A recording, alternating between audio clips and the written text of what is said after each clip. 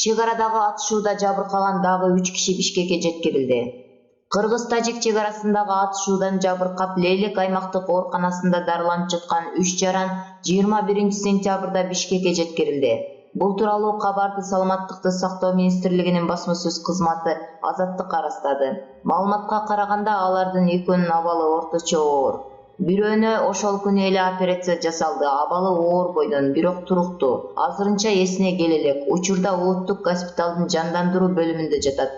Министрлик тараткан маалыматка караганда, буга чейин Баткенден алынып келген 10 жарандын абалы канааттандырарлык. Алардын 8-ине буга чейин пландык операция жасалып, денесине кирип кеткен нерселер алынган. 4-өнү аскер госпиталына которуу маселеси каралууда.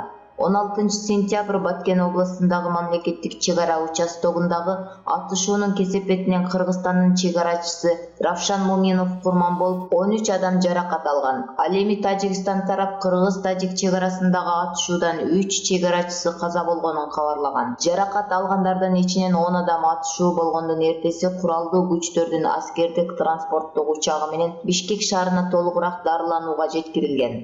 Булак Азаттык.